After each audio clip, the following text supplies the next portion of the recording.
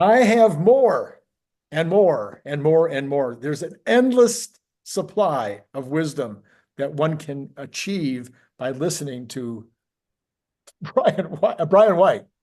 Yeah, I guess. I I, guess. I tried to say it without laughing, Brian. Oh, it hurts Oh, inside deep down. I know.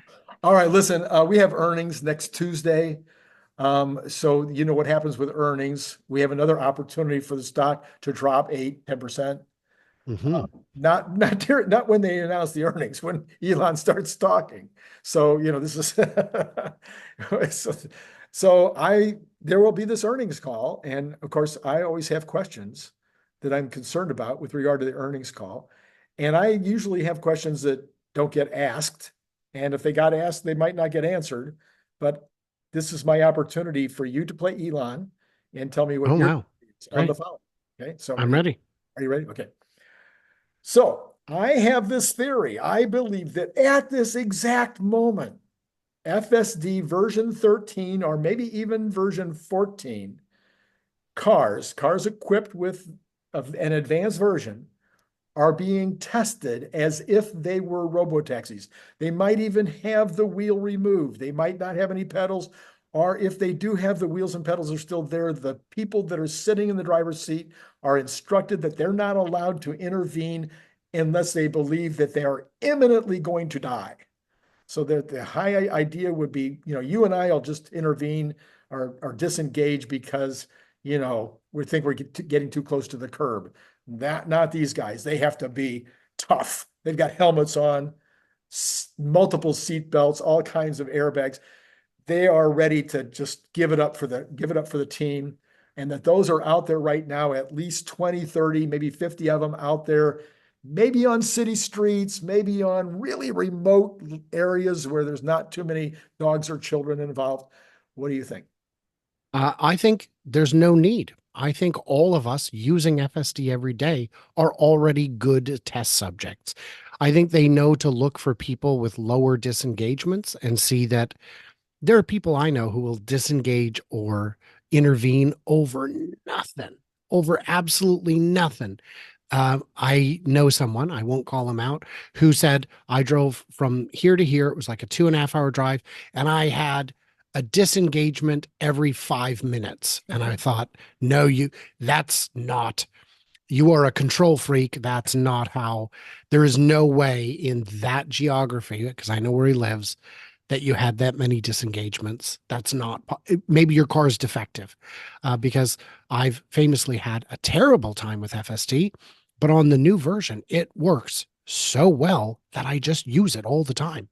Uh, it does still make some goofy mistakes, but they're predictable. I know where they are. It's my no right on red. It's the last leg of my journey home where it thinks the alley is where I live. I don't know if that's an omen of things to come, but so far I have to actually manually tell it, manually drive into my actual driveway.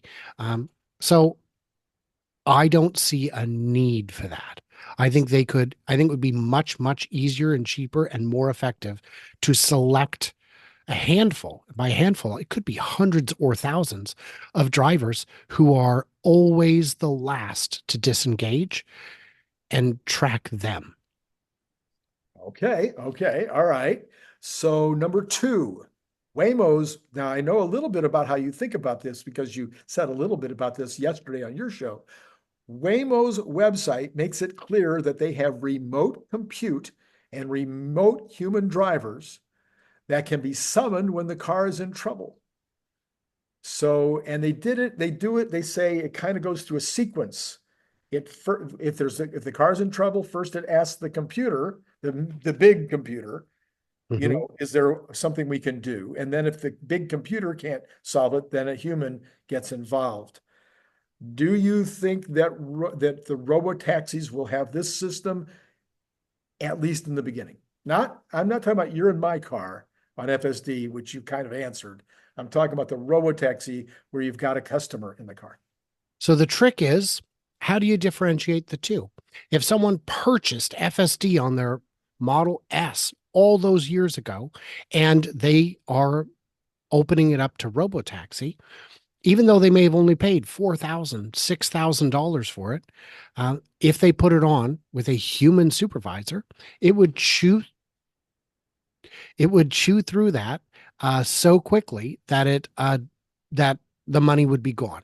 So they need it to be not referring to a human, but it could go to Grok or whatever we're deciding to call Dojo. Right. Dojo could be the supervisor. If Dojo has enough power to make that high level human quality decision, then it could work. Waymo, what we don't know is how many humans there are per car or how many cars per human. And that is a critical question that we need to understand. Is it 2 cars per person? Is it 10 cars per person? Even at 10 cars per person, even if a person only costs 50 grand, that's 5,000 a year you're paying to have that one car on the road. And that's inadequate. That's not going to work. It's a business case that doesn't make sense. And the other thing we discovered, guys, little mosquitoes in here trying to get some tasty, tasty Brian. The other thing we discovered is that Waymo doesn't count it as an intervention unless they have to disengage physically. They call a disengagement an intervention, and Tesla doesn't call it that. So I found that if they go into a screen and they select a path, that doesn't count. That's not, it's like they have to actually go to rehab to count it as an intervention, which is crazy. Yeah. Do they count it as, I forget, do they count it as an intervention if it goes the wrong way on a street or runs a red light? I don't know. It's inadequately transparent, I would say. All right. My third question for next week would be, please clarify your comments on 1010. Do you expect all robotaxi service to begin in 2025 in California and Texas with the sexy vehicles? You and I and everybody else can turn our cars loose and start to gather some revenue. And he would say, "Did I stutter? Not that time, the first time." No, that is the hope. That is the hope. All of this comes down to, is FSD done? And the answer today is no. And the answer in the future will be yes. But when? So the hope is 2025. The expectation is to be determined. Well, so the point I was making was that I thought many people thought he did stutter. So that in other words, the way that he said the words lacked clarity as to whether he was just saying that he believed that unsupervised would be ready by 2025 or whether he meant robotaxi. Now, I've made the statement that when one happens, the other happens the next day, but that's not necessarily true. Well, we can just go to the press portal and look at the press releases that the PR department that they definitely don't have published. That's what you would do with a normal company, is seek clarification. But Tesla, of course, famously likes to pretend that they don't have a PR department. They do. They just won't admit it. Okay. Number 4, why only those 2 states? Why only California and Texas? Would you expect other states and countries to be added quickly or when? Regulatory approval. We know that Waymo already operates in California and Texas. Austin has had driverless cars functioning in some capacity for a while. Arizona could also be added, I assume, very easily and painlessly. It's not that FSD itself is already has tacit approval in 27 states. For you to operate it in a commercial fashion would require a more formal approval, which, as far as I'm aware, only exists formally in those 3 states. Nevada actually also has a framework, so they could add that. Zoox has been operating a commercial service for years. They also rely heavily on teleoperators.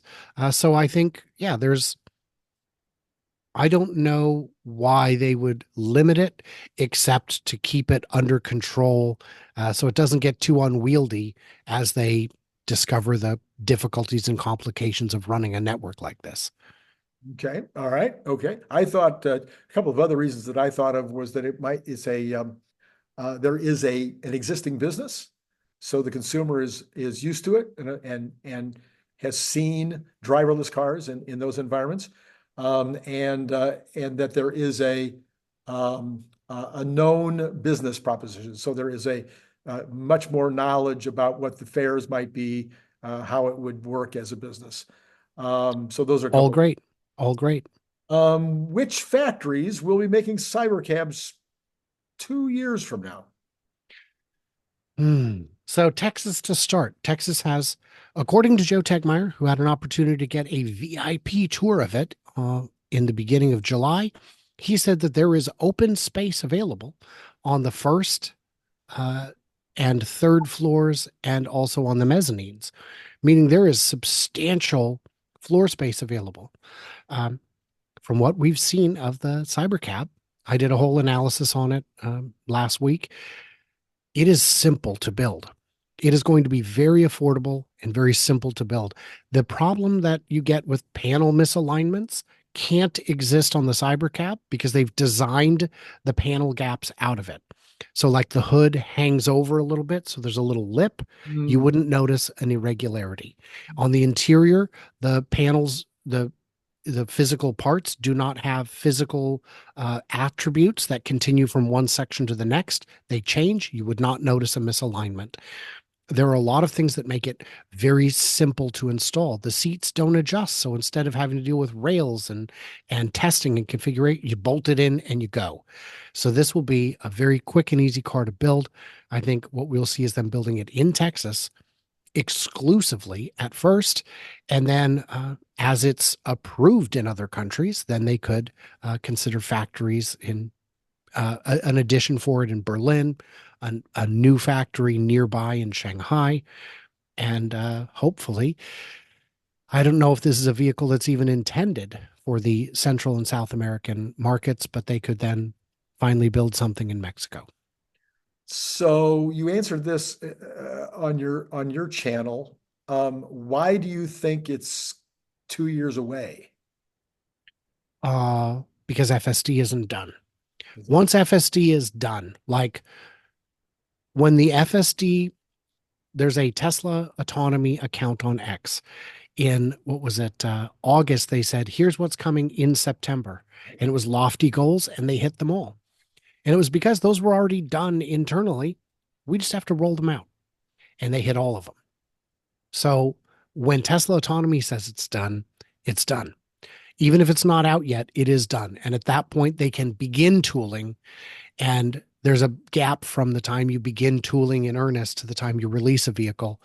And normally, with the engineering already done, it's just a matter of tooling. So it would take, a year to build the line, and then a few months for validation of the product. And then you could actually release the product. So that's 2026 is only 15 months away. Right. Okay. All right. Everything, I want to know everything about 4680. I want to know how the production is doing. I want to know the production plan. Are we still planning to put up 5 lines in Reno?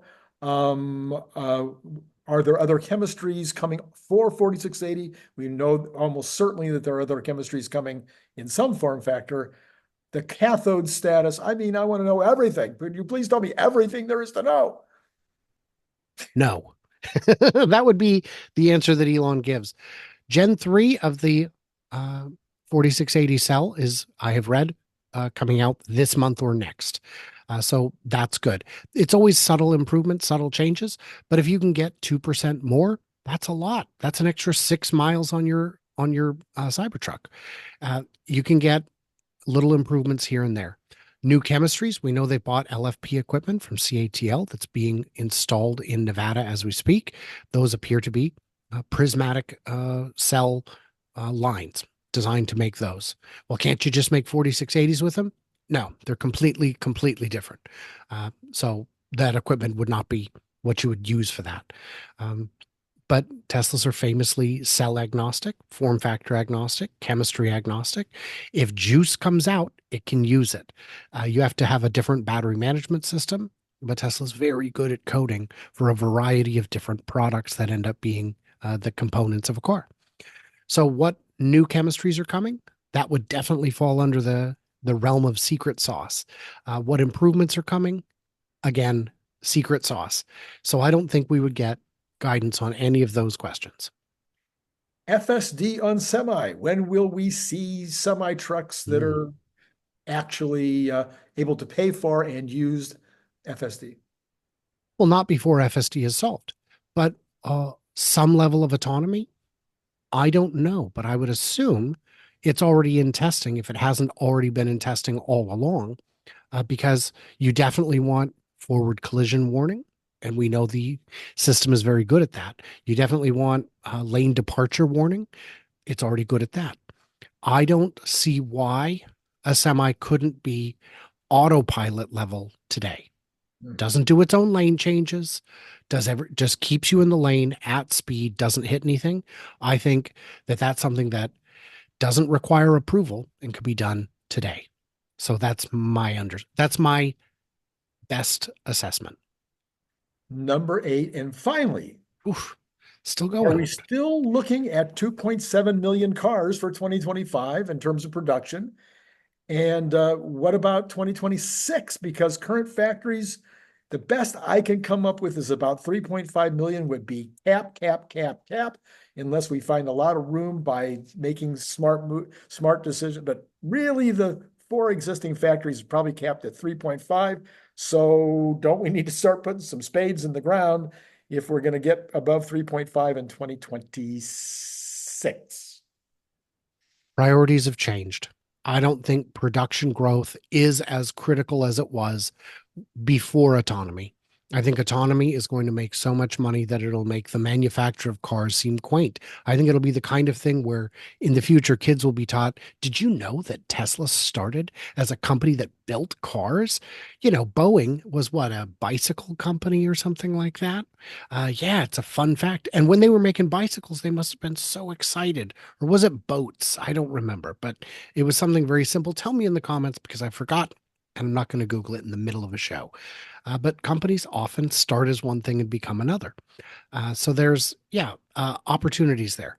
How much could they grow? I think you might need to revisit your 3.5 max cap now that we know how simple the Robotaxi is. You might have more headroom there than expected to the point where the limit could be how many roads do we have coming in and out? Can we get enough cars out fast enough that there isn't a traffic jam at the outflow point? Could be. We know Shanghai is already making a car every 30 seconds. And Shanghai is, despite being massively productive, uh, not the most modern factory that Tesla has. So, what we need first is more demand. If we get more demand, we're going to sell more cars. The Juniper refresh will do that. If the addition of the 2.5, the sub semi compact, the mildly changed compact comes out, that could boost demand, could boost sales. And the real problem I'm seeing is that you've got to make more cars at less volume. I've long said that the Cybertruck had to happen before the compact, and I'm now thinking that through again. I'm starting to think maybe I was wrong because if they had sold, it's well, they wouldn't have had enough batteries. Yeah, that's true. But if there's enough for 250,000 Cybertrucks now, that means there's really enough for 750,000 compacts. And if the real money is in the autonomy, you want more units, not more, not higher prices. So that's something to consider. So these smaller, cheaper vehicles might be the answer to get you to 50% next year and beyond that. And the question of more shovels getting busy, the answer to that is we have to know what we're going to be making in the future. And today it is unclear. You think there's Elon has any part of your decision about not starting in Mexico, starting to shovel dirt in Mexico? Uh, does it have anything to do with the outcome of the election, No, where Trump has promised to tariff the heck out of vehicles made in Mexico?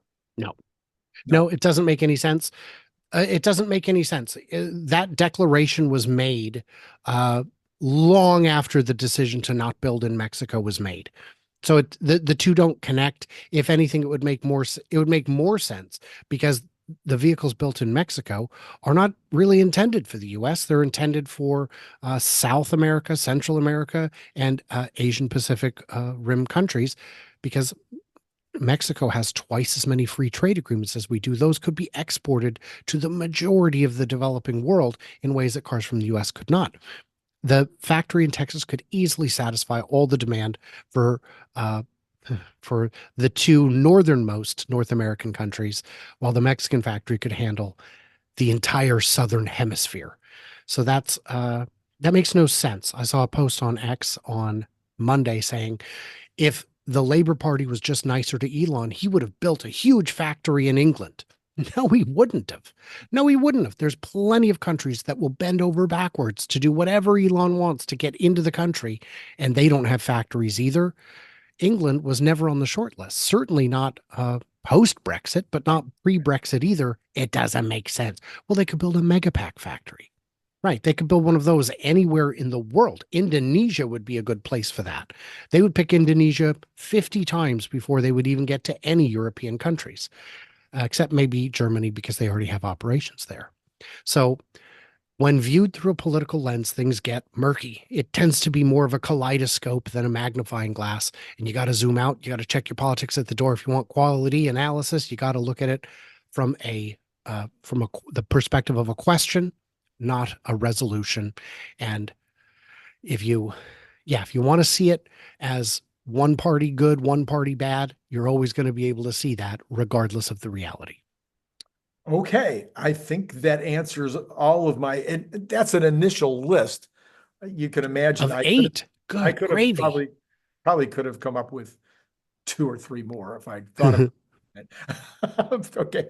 All right, Brian. Any parting thoughts about the upcoming earnings call? Are you expecting a big win, a big loss, a big middle? Do you just not care and it's onward to the next one? My question would be, now that the language has changed on the order page for FSD, it no longer says FSD is coming, you'll get it when it's done. It says pay 8 grand and purchase FSD supervised. Does that mean you can recognize all the revenue on new sales? Oh, Because if it is, that could show up on the bottom line. that could very And all of the $100 subscriptions per month, those hit the bottom those are- line directly. So I will be curious to see. I would love to know the take rate and breakdown on how that works. And if this change in language means that we're recognizing all of it right away. I will tell you another inside. This is not really insider. I did speak to somebody who probably could never get in trouble because I'll never find out who said this. But this individual told me that at their store, they're seeing that the zero interest rate on an FSD car is working extremely well. That Oh, this is nice. selling vehicles, definitely selling vehicles. And that is anecdotal. And that is from a, uh, un, you know, we don't know how well this source knows it. And while true, it could be limited to a geographical area, but it is an interesting indicator and something you can throw on the pile of important if true. Right. Okay, sir. Thank you as always for coming on board. Folks, run over and check out Brian's channel. And if you didn't watch yesterday's show on Monday, there's two that you could go back and look at. You can go back and look at my version. I'll put this card right here. And you could look at his version. I'll put the card right here. And then you could get both versions and you could tell in the comments below which one you like best because, we're both very, very concerned about our fandom. We're very fragile. I think, Randy, is the word we were looking for. That's it. We're frail. And Great. the encouragement, Always is, helps. it's like when I go to the doctor's office and I hand them the little ticket, I say, what I need is validation. Oh, Jesus. It's been great talking to you.